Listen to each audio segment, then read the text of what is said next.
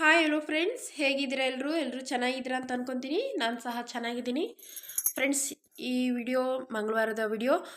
ಮಂಗಳವಾರ ಒಂದು ಮಧ್ಯಾಹ್ನದ ಮೇಲೆ ನಾನು ವಿಡಿಯೋ ಸ್ಟಾರ್ಟ್ ಮಾಡ್ತಾ ಇದ್ದೀನಿ. ಕೆಲಸ ಎಲ್ಲ ಮುಗೀತು. ಕೆಲಸ ಎಲ್ಲ ಮುಗ್ದಾದ್ಮೇಲೆ ನಂದು ಸ್ನಾನ ಎಲ್ಲ ಆಗಿ ಇವಾಗ ನಾನು ಸ್ವಲ್ಪ ಹೊರಗಡೆ ಹೋಗಬೇಕು. ಅದಕ್ಕೆ ಅಲ್ಲಿಂದ ಸ್ಟಾರ್ಟ್ ಮಾಡೋಣ ವಿಡಿಯೋ ಅಂತ ಸ್ಟಾರ್ಟ್ ಮಾಡಿದ್ದೀನಿ. ಯಾರೆಲ್ಲ ನನ್ನ ವಿಡಿಯೋಸ್ ನೋಡ್ತಾ ಇದ್ರು ಪ್ಲೀಸ್ ಸಬ್ಸ್ಕ್ರೈಬ್ ಮಾಡಿಕೊಂಡು ನನ್ನ ವಿಡಿಯೋ ನೋಡಿ ಅಂತ ಕೇಳ್ಕೊತೀನಿ. ಹಾಗೆ ಈ ವಿಡಿಯೋ ಇಷ್ಟ ಆದರೆ ಒಂದು ಲೈಕ್ ಕೊಟ್ಟು ಕಮೆಂಟ್ ಮಾಡಿ ಫ್ರೆಂಡ್ಸ್. ನಿಮ್ಮ ಲೈಕು ನಿಮ್ಮ ಕಮೆಂಟಿಂದನೇ ನನಗೆ ಮುಂದೆ ವಿಡಿಯೋ ಹಾಕೋದಕ್ಕೆ ತುಂಬ ಒಂದು ಇಂಟ್ರೆಸ್ಟ್ ಅಂತಲೂ ಹೇಳ್ತೀನಿ, ಮತ್ತು ಒಂದು ಗೆಲುವು ಅಂತಲೂ ಸಹ ಹೇಳ್ತೀನಿ. ಓಕೆ ಫ್ರೆಂಡ್ಸ್, ಬನ್ನಿ ಇವಾಗ ವಿಡಿಯೋ ಸ್ಟಾರ್ಟ್ ಮಾಡೋಣ. ನಾನು ಬಾಗ್ಲೂರಿಗೆ ಹೋಗಬೇಕು. ಹೋಗೋದಕ್ಕೂ ಮುಂಚೆ ಈಗೆಲ್ಲ ರೆಡಿಯಾಗಿದ್ದೀನಿ. ಸ್ವಲ್ಪ ಊಟನೂ ಸಹ ಮಾಡ್ಕೊಂಡು ಹೋಗೋಣ ಅಂತ. ಬೆಳಗ್ಗೆ ಮಾಡಿದ್ದು ಊಟ ಫ್ರೆಂಡ್ಸ್. ಬನ್ನಿ ಊಟ ಮಾಡೋಣ ಇವಾಗ. ಫಸ್ಟಿಗೆ ಕೆಲಸ ಎಲ್ಲ ಮುಗಿಸ್ಕೊಂಡಿದ್ದಾದಮೇಲೆ ನೋಡಿ, ಸೊಸೈಟಿ ಅಕ್ಕಿನಲ್ಲಿ ಅನ್ನ ಮಾಡ್ಕೊಂಡಿದ್ದೆ ಫ್ರೆಂಡ್ಸ್. ಅನ್ನ ಇದೆ, ಮತ್ತು ಬಿಸಿಲು ಜಾಸ್ತಿ ಇರುತ್ತೆ ನೋಡಿ, ಎಷ್ಟು ಬಿಸಿಲು ಬಂದಿದೆ ಅಂತ. ಈ ಕಿಟಕಿಯಿಂದ ಬರುತ್ತೆ ಫ್ರೆಂಡ್ಸ್ ಬಿಸಿಲು.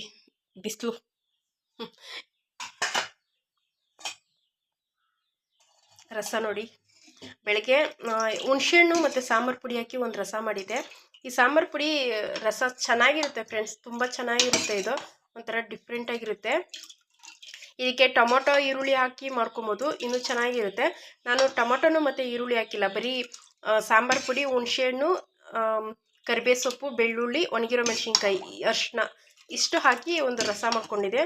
ನೋಡೋಕ್ಕೆ ಇಷ್ಟು ನೀರಾಗಿದ್ರೂ ಟೇಸ್ಟ್ ಮಾತ್ರ ತುಂಬಾ ಚೆನ್ನಾಗಿರುತ್ತೆ ಫ್ರೆಂಡ್ಸ್, ನಿಜವಾಗ್ಲೂ.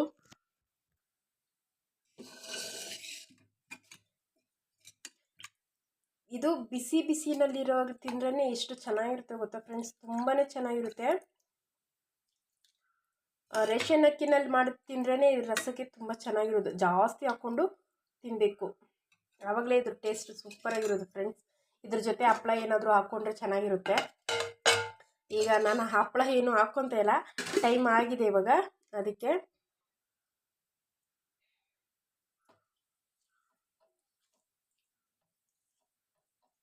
ಓಕೆ ಫ್ರೆಂಡ್ಸ್, ತಿಂದಾದ್ಮೇಲೆ ಮತ್ತೆ ನಾನು ನಿಮಗೆ ಸಿಗ್ತೀನಿ. ಊಟ ಎಲ್ಲ ಮಾಡ್ಕೊಂಡಿದ್ದಾದಮೇಲೆ ಹಾಗೆ ಇವಾಗ ಹೋಗೋದಕ್ಕೂ ಸಹ ರೆಡಿಯಾಗಿದ್ದೀನಿ.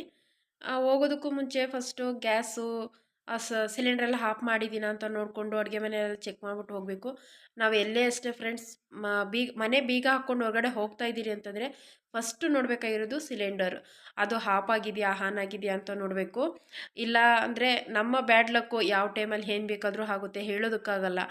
ನಮ್ಮ ಹುಷಾರಲ್ಲಿ ನಾವು ಇರಬೇಕಲ್ವ. ಇವಾಗ ನಾವು ಮನೆಯಿಂದ ಆಚೆ ಹೋಗಿದ್ದೀನಿ. ಹೋಗಿ ಬೀಗೆಲ್ಲ ಹಾಕ್ಕೊಂಡು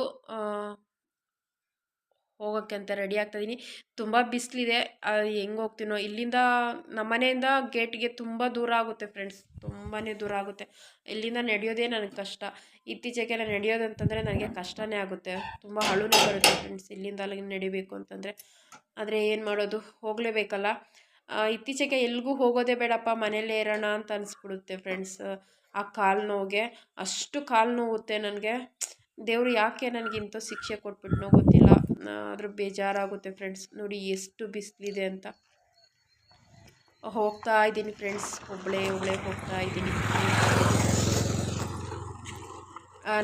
ನಮ್ಮ ಮನೆಗೂ ಮತ್ತು ಗೇಟ್ಗೆ ಸ್ವಲ್ಪ ದೂರ ಆಗುತ್ತೆ, ಒಂದು 1.25 ಕಿಲೋಮೀಟ್ರ್ ನಡಿಬೇಕು ಫ್ರೆಂಡ್ಸ್. ನಡ್ಕೊಂಡು ಹೋಗ್ತಾ ಇದ್ದೀನಿ.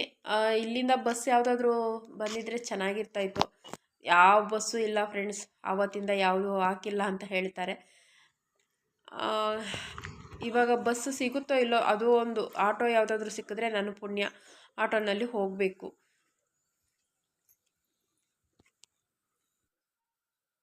ಆಟೋ ಸಿಕ್ತು ಫ್ರೆಂಡ್ಸ್. ಆಟೋ ಸಿಕ್ಕಿದಾದಮೇಲೆ ಬಸ್ ಯಾವುದೂ ಬರೋಲ್ಲ, ಬಸ್ಗಳು ಈ ಕಡೆ ಸ್ವಲ್ಪ ಕಮ್ಮಿನೇ ಬರೋದು. ಆಟೋ ಸಿಕ್ತು, ಆಟೋನಲ್ಲಿ ಹೋಗ್ತಾ ಇದ್ದೀನಿ.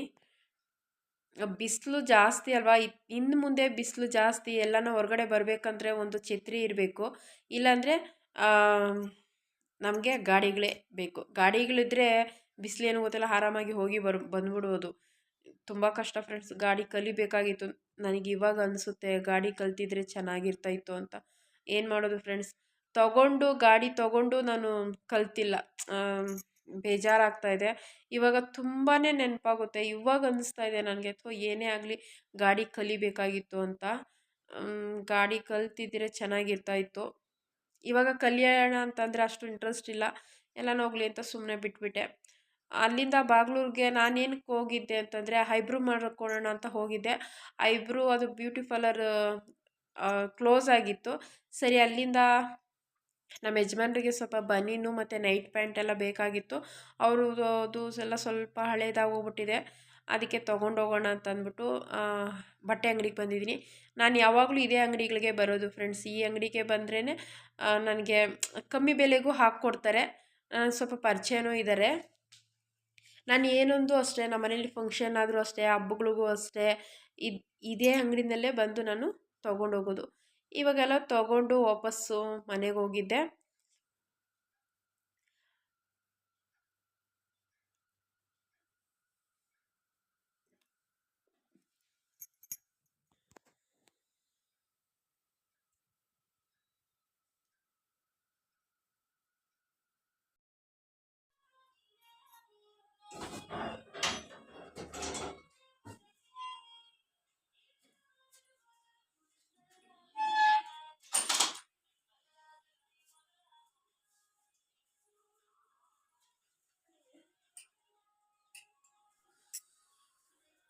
ವಾಪಸ್ ಬಂದೆ ಫ್ರೆಂಡ್ಸ್. ವಾಪಸ್ಸು ಬಿಸಿಲಲ್ಲಿ ಹೋಗಿ ಬರೋಷ್ಟರಲ್ಲಿ ಸಾಕಾಗೋಗ್ಬಿಡ್ತು ಫ್ರೆಂಡ್ಸ್, ನಿಜವೂ. ಅದರಲ್ಲೂ ಲಗೇಜ್ ಬೇರೆ. ಅಲ್ಗೂ ಜಾಸ್ತಿ ಏನು ತೊಗೊಂಡಿಲ್ಲ ಫ್ರೆಂಡ್ಸ್. ಆದರೂ ಇಷ್ಟು ಲಗೇಜ್ ಆ ಬಿಸಿಲಲ್ಲಿ ಎತ್ಕೊಂಡು ನಡ್ಕೊಂಡು ಬರಬೇಕಂದ್ರೆ ಎಷ್ಟು ಕಷ್ಟ ಆಗುತ್ತಪ್ಪ, ತುಂಬಾ ಕಷ್ಟ ಆಗುತ್ತೆ. ಮನೆಗೆ ಬಂದು ಈಗ ಅದನ್ನೆಲ್ಲ ಇಟ್ಬಿಟ್ಟು ನಾನು ಸಹ ಕೈ ಕಾಲು ಮುಖ ಎಲ್ಲ ತೊಳ್ಕೊಳ್ಳೋಣ ಅಂತ ಅಂದ್ಬಿಟ್ಟು ಫ್ರೆಶ್ ಅಪ್ ಆದ್ರೇ ಬಿಸಿಲಲ್ಲಿ ಹೋಗಿ ಬಂದರೆ, ಇಲ್ಲ ಅಂತಂದರೆ ನಮಗೆ ಆ ಬಿಸಿಲಲ್ಲಿ ಹೋಗಿ ಬಂದಿರೋ ಅಂಥ ಟಯರ್ಡು ಅದು ಹೋಗೋದಿಲ್ಲ. ಸುಸ್ತು ಸಹ ಕಮ್ಮಿ ಆಗೋದಿಲ್ಲ ಫ್ರೆಂಡ್ಸ್. ನಾವು ತಣ್ಣೀರಲ್ಲಿ ಮುಖ ತೊಳಿಬೇಕು ಫಸ್ಟು ನಾವು ಎಲ್ಗನ ಹೋಗಿ ಬಂದರೆ. ಆವಾಗ ನಮಗೆ ಬಿಸಿಲಲ್ಲಿ ಹೋಗಿ ಬಂದಿರೋವಾಗ ಮುಖ ಎಲ್ಲ ಉರಿತಾ ಇರುತ್ತೆ ಫ್ರೆಂಡ್ಸ್. ಆವಾಗ ತಣ್ಣೀರಲ್ಲಿ ಮುಖ ತೊಳೆದ್ಬಿಟ್ರೆ ನಿಜವಾಗ್ಲೂ ನಮಗೆ ಆಯಾಸ ಎಲ್ಲ ಹೋಗ್ಬಿಡುತ್ತೆ. ಇವಾಗ ನಾನು ಅದೇ ಥರ ತಣ್ಣೀರಲ್ಲಿ ಮುಖ ತೊಳ್ಕೊತಾ ಇದ್ದೀನಿ. ಇವತ್ತು ನೀರು ಯಾಕೋ ಬರ್ತಾಯಿಲ್ಲ, 3 ದಿವಸದಿಂದ ನೀರು ಸರಿಯಾಗಿ ಬರ್ತಾಯಿಲ್ಲ. ಬೆಳಗ್ಗೆ ಒಂದು 9 ಗಂಟೆವರೆಗೂ ಬರುತ್ತೆ, ಆಮೇಲೆ ನಿಲ್ಲಿಸ್ಬಿಡ್ತಾರೆ. ನಾನಿಲ್ಲಿ ಬಕೆಟ್ಗಳಲ್ಲಿ ಹಿಡಿದಿಟ್ಕೊತೀನಿ ಹೊರಗಡೆ ಮಾತ್ರ. ಒಳಗಡೆಗೆ ಏನೂ ಪ್ರಾಬ್ಲಮ್ ಇರೋದಿಲ್ಲ ನನಗೆ.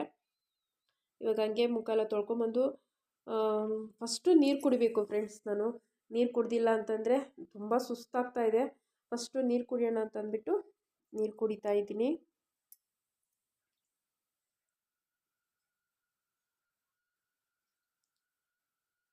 ಎಷ್ಟು ಸುಸ್ತಾಗುತ್ತೆ ಗೊತ್ತಾ ಫ್ರೆಂಡ್ಸ್, ತುಂಬಾ ಸುಸ್ತಾಗುತ್ತೆ. ಅಬ್ಬಾ, ಈ ಬಿಸಿಲಲ್ಲಿ ಹೋಗಿ ಬಂದು ಅದರಲ್ಲೂ ಬೇರೆ ನೀರು ತುಂಬಾ ನೀರು ದಾವರ ಆಗುತ್ತೆ ಫ್ರೆಂಡ್ಸ್. ನೀರಿಲ್ಲ ಅಂತಂದರೆ ಈ ಬಿಸಿಲು ಟೈಮಲ್ಲಿ ಅಷ್ಟೇ, ಎಲ್ಗನ ಹೋದರೆ ಕೈ ಎತ್ಕೊಂಡು ಹೋಗೋಣ ಅಂತ ಅಂದ್ಕೊತೀನಿ. ಆದರೆ ಇಷ್ಟಿಷ್ಟು ದೂರಕ್ಕೆಲ್ಲ ಹೆಂಗೆ ತೊಗೊಂಡು ಹೋಗೋದು, ಬ್ಯಾಗಲ್ಲಿ ಇಟ್ಕೊಂಡು ಬೇಡ ಅಂತಂದ್ಬಿಟ್ಟು ಹಾಗೆ ಒಂದು ಪರ್ಸ್ ಎತ್ಕೊಂಡು ಹೋಗ್ತಾ ಇರೋದಷ್ಟೆ. ಇಲ್ಲ ಅಂತಂದರೂ ಒಂದು ಚಂಬು ನೀರು ಕುಡ್ದಿದ್ದೀನಿ ಫ್ರೆಂಡ್ಸ್. ಅಷ್ಟು ನೀರು ದಾವರ ಆಗಿತ್ತು ಹೋಗಿ ಬಂದ ಮೇಲೆ.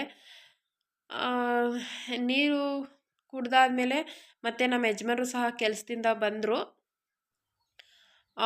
ಅವ್ರು ಬಂದ ತಕ್ಷಣ ಅವರು ಡ್ರೆಸ್ ಚೇಂಜ್ ಮಾಡಿಬಿಟ್ಟು ಅವರು ಕೈ ಕಾಲು ಮುಖ ಎಲ್ಲ ತೊಳ್ಕೊಂಡು ಇಲ್ಲೇ ಗಿಡಗಳಿಗೆಲ್ಲ ಸ್ವಲ್ಪ ಗೊಬ್ಬರ ಹಾಕ್ತಾಯಿದ್ದಾರೆ.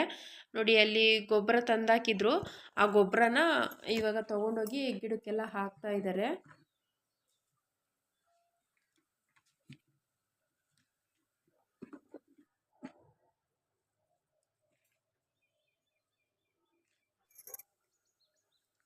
ಎಲ್ಲ ಚೆನ್ಕೆನೆಲ್ಲ ಕ್ಲೀನಾಗಿ ಅಲ್ಲಿ ಇರೋವಂಥ ಒಂದು ಬೇಡದಿರೋ ಗಿಡ ಎಲ್ಲ ತೆಗ್ದು ಹಾಕಿದ್ದಾರೆ. ಬೆಳಗ್ಗೆ ಬಟ್ಟೆ ಒಗ್ದಾಕಿದ್ದೆ ಫ್ರೆಂಡ್ಸ್. ಇನ್ನು ಬಟ್ಟೆ ಬೇರೆ ತೆಗಿಬೇಕು, ಹೂವು ಬಿಡಿಸ್ಕೊಬೇಕು. ನಾಳೆಗೆ ಹೂವು ಬೇರೆ ಬೇಕು, ಹೂವು ಬಿಡಿಸ್ಕೊಂಡಿಲ್ಲ. ಮತ್ತು ನಾನು ಅಲ್ಲಿಂದನೂ ಸ್ವಲ್ಪ ಶಾಮಂತಿಗೆ ಹೂವನ್ನು ಸಹ ತೊಗೊಂಬಂದಿದ್ದೀನಿ. ಬಾಗ್ಲೂರಿಗೆ ಹೋಗಿದ್ನಲ್ಲ, ಅಲ್ಲಿಂದ ಸ್ವಲ್ಪ ಒಂದು ಅರ್ಧ kg ಶಾಮಂತಿಗೆ ಹೂವು ತೊಗೊಂಬಂದಿದ್ದೀನಿ. ಆ ಹೂವು ಸ್ವಲ್ಪನೂ ಚೆನ್ನಾಗಿಲ್ಲ ಫ್ರೆಂಡ್ಸ್. ಅದಕ್ಕೇನೆ 60 ರೂಪಾಯಿ ತೊಗೊಂಡಿದ್ದಾರೆ. ಎಷ್ಟು ಮೋಸ ಗೊತ್ತಾ. ಆದರೆ ಏನು ಮಾಡೋದು ಫ್ರೆಂಡ್ಸ್, ಹೂವು ಬೇಕೇ ಬೇಕಲ್ವಾ, ಇನ್ನು ವಿಧಿ ಇಲ್ಲ, ತೊಗೊಂಬರ್ಬೇಕು. ಇನ್ನೊಂದು ಸ್ವಲ್ಪ ದಿವಸ ಇಲ್ಲೇ ಶಾಮಂತಿಗೆ ಹೂವು ಹಾಕೋಣ ಅಂತ ಅಂದ್ಕೊಂಡಿದ್ದೀನಿ ಮನೆ ಹತ್ರ. ನಮಗೆ ಮನೆ ಹತ್ರ ಶಾಮಂತಿಗೆ ಹೂವು ಬಂದರೆ ಅಲ್ಲಿ ಹೊರಗಡೆ ಕೊಂಡ್ಕೊಂಬರೋ ಅಷ್ಟೇ ಇರೋದಿಲ್ಲ. ಇಲ್ಲಿ ನೋಡಿ ಫ್ರೆಂಡ್ಸ್, ಇದು ಸಾಸಿವೆ ಗಿಡ. ನಾವು ಒಗ್ಗರಣೆಗೆಲ್ಲ ಹಾಕ್ತಿರಲ್ಲ ಆ ಸಾಸಿವೆ ಗಿಡ ಎಷ್ಟು ಚೆನ್ನಾಗಿ ಬಂದಿದೆ ಅಂತ. ಕನಕಾಂಬರ ಹೂವು ಬಿಡಿಸ್ಕೊಂಡಿದ್ರೆ ಚೆನ್ನಾಗಿರ್ತಿತ್ತು. ಮೊನ್ನೆ ಸ್ವಲ್ಪ ಬಿಡಿಸ್ಕೊಂಡಿದ್ದೀನಿ, ಅದೇ ಇದೆ. ಇದು ಇವಾಗ ಬಿಟ್ಟಿರೋ ಕನಕಾಂಬರ ಗಿಡದಲ್ಲೇ ಇದೆಯಲ್ಲ, ಅದು ಶುಕ್ರವಾರಕ್ಕೆ ಆಗುತ್ತೆ ಅಂತ ಅಂದ್ಬಿಟ್ಟು ಬಿಟ್ಬಿಟ್ಟಿದ್ದೀನಿ. ಗುರುವಾರ ಕಿತ್ಕೊಂಡ್ರೆ ಚೆನ್ನಾಗಿರುತ್ತೆ, ಶುಕ್ರವಾರಕ್ಕೂ ಸಹ ಆಗುತ್ತೆ ಅಂತಂದ್ಬಿಟ್ಟು. ಮನೆ ಕಿತ್ತಿರೋ ಹೂವನೇ ಸ್ವಲ್ಪ ಇದೆ, ಅದನ್ನೇ ಕಿತ್ಕೊಂಡು ಕಳ್ಸಕ್ಕಾಗಿದ್ರೆ ಸರಿ ಹೋಗುತ್ತೆ. ಬಿಸಿಲು ಇನ್ನೂ ಹೋಗಿಲ್ಲ ನೋಡಿ ಫ್ರೆಂಡ್ಸ್, ಆಗಿದೆ ಇವಾಗ ಸುಮಾರು ಒಂದು 5:30 ಆಗಿದೆ, ಇನ್ನೂ ಎಷ್ಟು ಬಿಸಿಲಿದೆ ಅಂತ. ಓಕೆ ಫ್ರೆಂಡ್ಸ್, ನಾನು ಇವಾಗ ಬಟ್ಟೆಗಳೆಲ್ಲ ತೆಗಿಬೇಕು, ಇನ್ನು ಹೂವನ್ನು ಬಿಡಿಸ್ಕೊಬೇಕು. ಇವಾಗ ನಾನು ನಮ್ಮ ಯಜಮಾನ್ರು ನೋಡಿ ಎಲ್ಲ ಗೊಬ್ಬರ ಎಲ್ಲ ಆ ಕನಕಾಂಬರ ಗಿಡಕ್ಕೆಲ್ಲ ಬುಡಕ್ಕೆ ಹಾಕ್ತಾ ಇದ್ದಾರೆ. ನಾನು ಇವಾಗ ಬಟ್ಟೆಗಳೆಲ್ಲ ತೆಗಿಯೋಣ ಅಂತಂದ್ಬಿಟ್ಟು ಬೆಳಗ್ಗೆ ಹೋಗ್ದಾಕಿರೋ ಬಟ್ಟೆಗಳಿವು ತೆಗಿತಾ ಇದ್ದೀನಿ. ಇವಾಗ ಈ ಕೊರೆಗಾಲ ಸ್ವಲ್ಪ ಇದೆ ಅಲ್ಲ ಫ್ರೆಂಡ್ಸ್, ಇನ್ನು ಸಂಜೆ ಹಾಕ್ತಾ ಅದೇನಾಗುತ್ತೆ, ಚೆನ್ನಾಗಿ ಒಣಗಿರೋ ಬಟ್ಟೆಗಳು ಸಹ ಕೊರೆಗೆ ಸ್ವಲ್ಪ ತಣ್ಣಗಾಗುತ್ತೆ. ಆದಷ್ಟು ಬೇಗ ಬಿಸಿಲು ಇರೋವಾಗಲೇ ತೊಗೊಂಡೋಗಿ ಒಳಗಡೆ ಹಾಕ್ಕೊಂಬಿಡ್ಬೇಕು. ಪಾಪ ನಮ್ಮ ಯಜಮಾನ್ರು ಬೆಳಗ್ಗೆ ಹೋಗಿ ಸಂಜೆ ಬಂದರು, ಅವರು ಒಂದು ನಿಮಿಷನೂ ಕೂತ್ಕೊಂಡಿಲ್ಲ. ನಾನು ಹೇಳ್ತೀನಿ, ಬಿಡು ಭಾನುವಾರ ಟೈಮಲ್ಲಿ ಮಾತ್ರ ಮಾಡ್ಕೋ, ಇವಾಗ ಕೆಲಸಕ್ಕೆ ಹೋಗ್ತೀಯಲ್ಲ, ಮತ್ತು ಅಲ್ಲಿ ಟಯರ್ಡ್ ಆಗಿರುತ್ತೆ, ಮನೆಗೆ ಬಂದಮೇಲೂ ಟಯರ್ಡ್ ಆಗುತ್ತೆ, ಸುಮ್ಮನೆ ಯಾಕೆ ರಿಸ್ಕ್ ತೊಗೊತೀಯ ಅಂತ. ಆದರೆ ಅವ್ರು ಹೇಳ್ತಾರೆ, ನನಗೆ ಕೆಲಸ ಮಾಡಿದ್ರೇ ನನಗೆ ಎಷ್ಟೇ ಆಯಾಸ ಇರಲಿ ಹೋಗ್ಬಿಡ್ತೈತೆ, ಸುಮ್ಮನೆ ಕೂತ್ಕೊಂಡಿದ್ರೆ ಸುಮ್ಮನೆ ಸೋಂಬೇರಿ ಆಗ್ತೀನಿ ಅಂತಾರೆ. ಸರಿ, ಅವ್ರು ಹಂಗಂತ ಹೇಳಿದ್ಮೇಲೆ ಯಾಕೆ ಸುಮ್ಮನೆ ಅಂತಂದ್ಬಿಟ್ಟು ಹೂವೆಲ್ಲ ಬಿಡಿಸ್ಕೊತಾ ಇದ್ದೀನಿ ಫ್ರೆಂಡ್ಸ್.